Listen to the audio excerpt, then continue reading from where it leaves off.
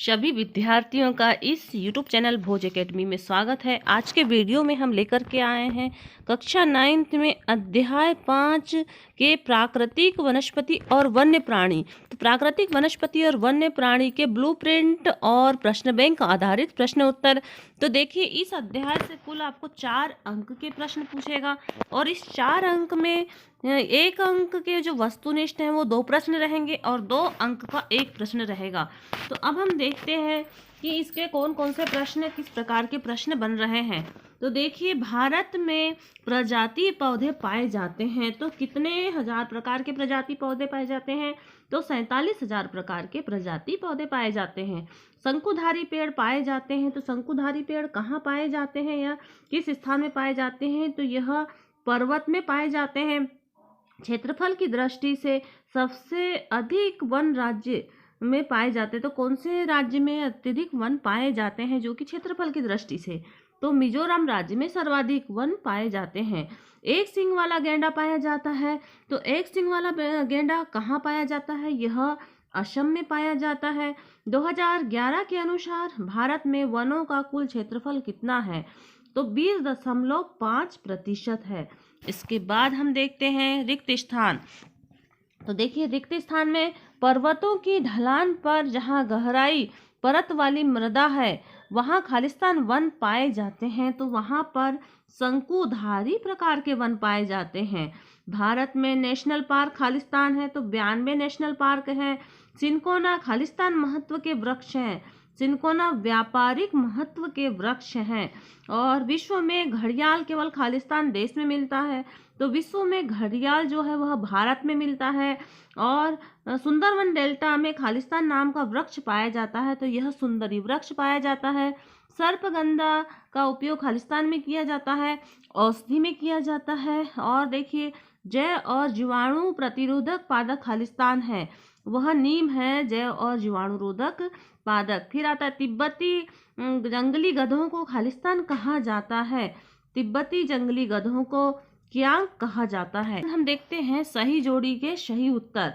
तो हमने ऊपर देखा था सही जोड़ी, इसके सही उत्तर देखिए, अधिक वर्षा वाले क्षेत्र में सघन वन पाए जाएंगे और रबर उष्णकटिबंधीय वर्षा वन में पाए जाते हैं। सागौन उष्णकटिबंधीय पर्णपाती वन और नागफनी यह कटीले वन है। और देवदार का वृक्ष क्या है? तो पर्वतीय वन है। और नीलगिरी जीव मंडल नीचल है। उसके बाद अति लघु उत्तरी जो कि 2 अंक वाले प्रश्न है वो देखिए, प्राकृतिक वनस्पति से क्या आशय है?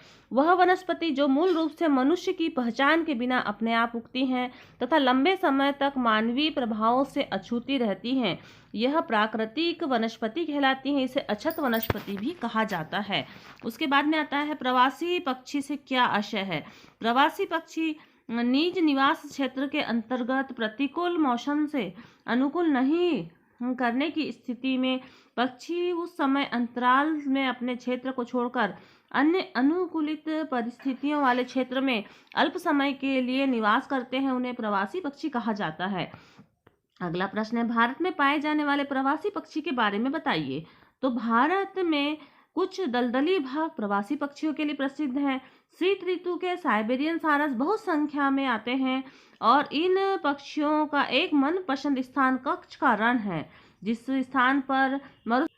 स्थान पर मरुभूमि मिलती है वहाँ लाल सुंदर कंगली वाले फ्लेमिंग हजारों की संख्या में आते हैं और खारे कीचड़ के ढेर बनाकर इसमें घोंसले बनाते हैं और इसमें बच्चों को पालते हैं। इसके बाद में अगला प्रश्न है, भारत में 2 औषधि पौधों के नाम और गुण लिखिए। तुलसी और नीम। तुलसी है जुकाम खांसी की दवा तथा रोग प्रतिरोधक विकसित करती है। बबूल जो है दांत मसूड़ों और संबंधित समस्याओं से लाभप्रद। गोंद से शारीरिक शक्ति में। तो देखिए, देश के 18 जीव मंडल नीचल स्थापित किए गए हैं और देश में 18 जीव मंडल नीचल स्थापित किए गए हैं। वर्ष 1992 में सरकार द्वारा पादप उद्यानों को वित्तीय तथा तकनीकी सहायता देने की योजना बनाई गई है। फिर आता है मैंग्रोव वन को संक्षिप्त में समझाइए।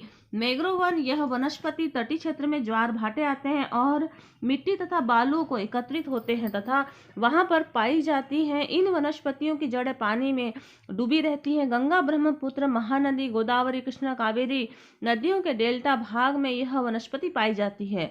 गंगा ब्रह्मपुत्र डेल्टा में सुंदरी वृक्ष पाया जाता है। इस क्षेत्र का रॉयल बंगाल टाइगर प्रसिद्ध है। भारत में कितने प्रकार के वन पाए जाते हैं? किन्हीं 2 वनों का वर्णन करो। तो भारत में कुल 5 प्रकार के वन पाए जाते हैं। उष्णकटिबंधीय सदाबहार वन, उष्णकटिबंधीय पर्णपाती वन, उष्णकटिबंधीय कटीले वन झाड़ियां और पर्वतीय वन और मैंग्रोव वन। तो इस प्रकार से यह आपके 2 अंकों के प्रश्न उत्तर हुए और आने वाले वीडियो में हम अगला जो अध्याय है, अध्याय 6 के प्रश्न उत्तर डालेंगे। तो लगातार वीडियो को प्राप्त कीजिए और यदि आपने इस चैनल को सब्सक्राइब नहीं किया है तो आप इस चैनल को सब्सक्राइब करें और वीडियो को अधिक से अधिक छात्र छात्राओं तक शेयर करें ताकि सभी छात्र छात्राओं तक प्रश्न बैंक और ब्लूप्रिंट के क्वेश्चन आंसरों की जानकारी प्राप्त हो सके। धन्यवाद।